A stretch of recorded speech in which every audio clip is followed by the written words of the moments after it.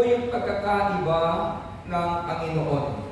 Ang hari sa lupa minsan, kinukulungbag ang kayamanan ng kanyang nasasakupan.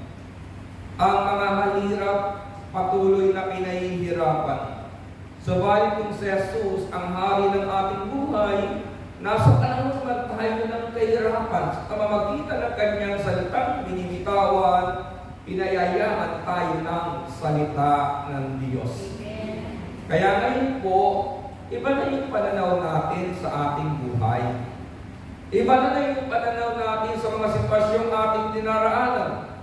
Kahit may problema tayo, may intindihin tayo, hindi tayo nawawala ng pag-asa. Bakit? Kasi alam natin, mabuti yung haring kinilala ng ating buhay. Amen.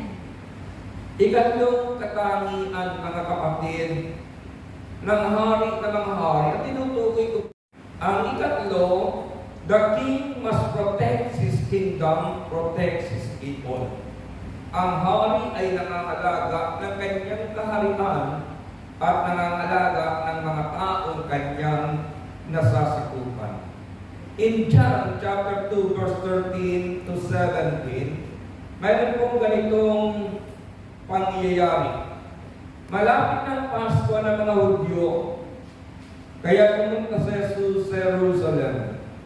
Nakita niya sa templo ang mga nagbibili ng mga baka, mga tupa, mga kalapati, at ang mga namamalimang salapi. Gumawa sa isang pangharupin na lubid, at itinagtago yung palabas ang mga malakal, pati mga baka at tupa. Isinabog niya ang salapi ng mga namamalit at pinagtatao ang kanilang mga hapag. Sinabi niya sa mga nagbibili ng kalapati, alisin rito ang mga iyan. Huwag niyo gawing palengke ang bahay ng aking ama. Naalala ng kanyang mga alagad na sinasabi sa kasulatan, ang aking malasakit sa iyong bahay para apoy na nag-aalag sa puso. Pasilin po natin ang pangyayaring ito. Ito yung pagpasok ng Panginoon sa lugar ng Jerusalem upang ialay ang kanyang buhay at pinuntahan niya yung templo, yung bahay ng Ama, na kung saan sa templong ito nakikita po yung tinatawag na paghahari ng Diyos. Pero ang inabutan ng Panginoon, mga tao, ang lugar na sambahan ginagawa pong pugad ng magnanakaw. Kaya nga, sabi dito sa ating binasa, gano'n na lang ang malasakit sa bahay ay parang ako yung nag-aalab sa puso ko. Subalit kung titignan po ninyo yung acts job ng Panginoon, ang kanyang itinaob yung mga hapag, ang kanyang isinabong ang salapi, ang kanyang ipinagtago yung palabas, yung mga malakal, subalit wala po siyang isang sinaktan na tao. Bakit ganoon ang malasakit ng Panginoon sa lugar na yan? Ito pong lugar na kung saan itinaob ng Panginoon ang mga hapag, ang tawag po sa lugar na yan ay Gentile courts. Diyan ang mga hentil ay nagpupulong-pulong sapagkat hindi sila pwedeng pumasok sa loob. At dito ang pagkakataon na i-evangelize sila ng mga Hudyo. Dito ihatid ang mabuting balita. Dito dalhin sa kanila yung tinatawag na bastas na binigay ng Diyos kay Moises. Pero sa halip na gamitin ang lugar na ito na evangelization, ginamit po nilang pangangalakal. Ganoon kahalaga ang ating kaluluwa sa ating hari. Ganoon kahalaga ang buhay na walang hanggan na nais ialok ng Panginoon sa ating puso. At ang isang makapagbibigay ng proteksyon sa buhay na ito, walang iba kundi ang kanyang kalooban. Nanay, hangad natin masenso ang ating mga anak, ating pinag-aaral. Pero ang katotohanan, hindi po lahat ng anak na nakatapos gumaganda ang ugali. May mga anak na kapag nakatapos, halos hindi kilalanin yung nanay na nag-aaral sa kanya.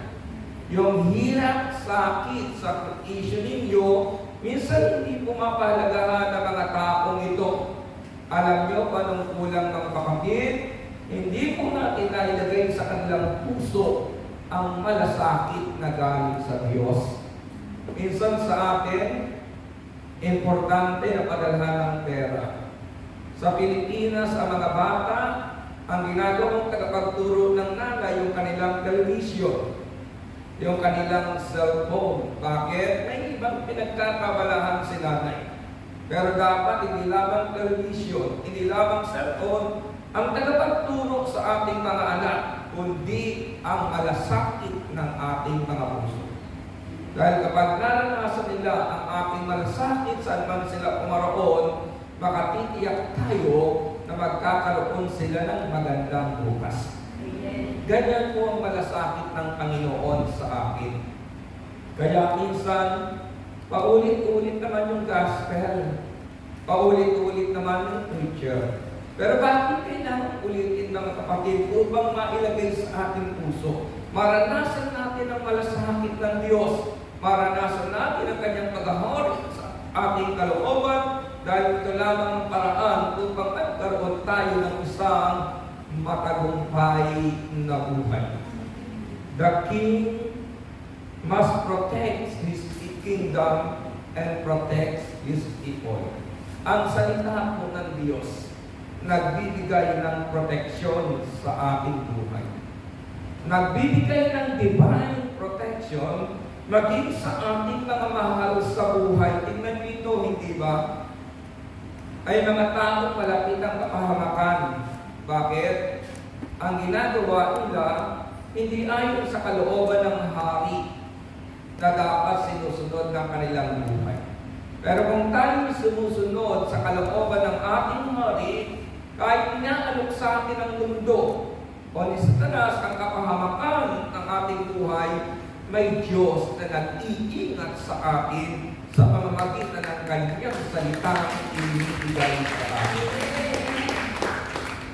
Kahit wala kayo sa gawain, tapos na ang oras ng ating pagsamba, kahit saan kayo pumaroon, kung ang inyong puso ay nilalagyan ng salita ng Diyos, automatically may nagbabantay sa inyong buhay para bigyan kayo ng matagumpay na buhay.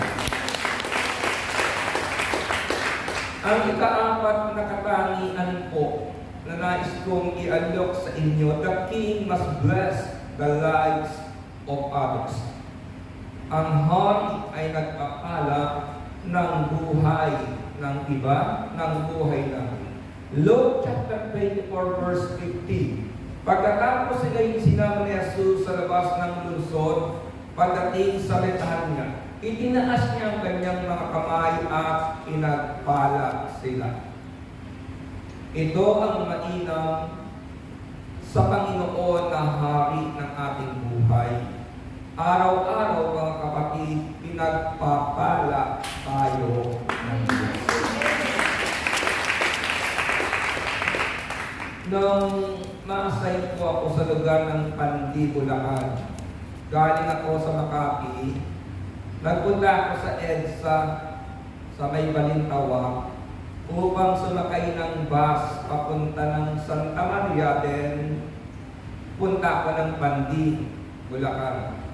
Habang naroon po ako sa loob ng bus at naghihintay na mapuno o halos mapuno yung bus na aking kinalalagyan, meron pong isang lalaking tumayo sa gitna, sa harapan, sa tabi ng driver, at ang sigaw ng lalaking ito, mga kababayan, nakinig kayo. Mayroon na akong nais na sabihin sa inyo. At ito ang kanyang sinabi, alam pa ninyo, mahal na mahal kayo ng Diyos. Yun po yung kanyang sinabi. Alam ba ninyong mahal na mahal kayo ng Diyos? Alam po ninyo, matapos sabihin ito ng lalaki, aktong bababa na siya. Kaya lang na isang pasahero na sumansala sa kanyang pagbaba, nagtaas ng kamay at ito ang kanyang sinabi. Brad, sandali lang. Bago ka bumaba, may itatanong ako sa iyo. Sabi mo sa amin, mahal na mahal kami ng Diyos. Hindi mo alam kung gaano kabigat ang aking pinagdaraanan ngayon. Hindi mo alam kung gaano katindi ang problemang mayroon ako ngayon. Sa tindi ng problema at bigat ng buhay na mayroon ako ngayon, paano mo sasabihin sa akin, mahal ako ng Diyos? Yan ang challenge niya. Minsan challenge din natin ito, tanong sa ating sarili. Mabait naman ako, pero bakit pangit ang nangyari sa akin? Tumutulong naman ako, pero bakit ako pang sinisisi nila? Bakit ito ang aking pinagdaraan? Yun po ang tanong ng lalaking ito. Sa tindi ng problema at bigat ng buhay na pinagdaraanan ko ngayon, paano mo sasabihin sa aking mahal ako ng Diyos? Simple lang po ang sagot ng lalaki. Makinig kayo mga kapatid.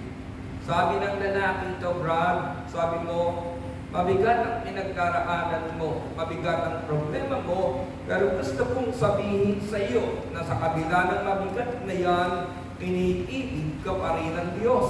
Alam niyo kung bakit mga kapatid? Sabi ng lalaki ito, kung hindi ka minahal ng Diyos, hindi ka na makatatayo sa lugar na kinilala niyo. Nakuha ninyo? Kung hindi tayo minahal ng Diyos, wala tayo sa lugar na ito, sa oras na ito. Kayong nakikinig sa virtual fellowship, kung hindi tayo inibig ng Diyos, wala tayo sa ating kinalalagyan ngayon. Bakit mga kapatid?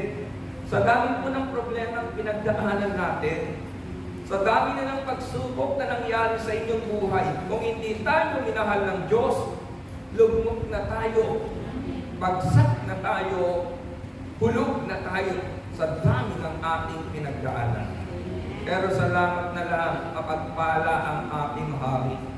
Kahit may problema tayo, hindi tayo binibitawad. Kahit minsan, bumibitaw tayo sa Kanya. Bakit? Inibig tayo ng hari na nag-alay ng Kanyang sarili para sa atin. Isa munang malakas na palakpak.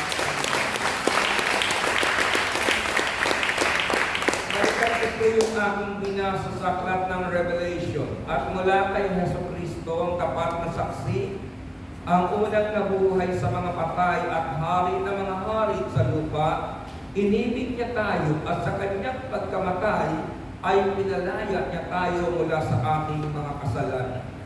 Mayroon bang haring nag-aari ng buhay sa kanyang nasasakupan? Sa mundong ito, ang kanyang nasasakupan na nag-aalay ng buhay para sa hari. Kung maglalaro ka nga ng chess, mga kapatid,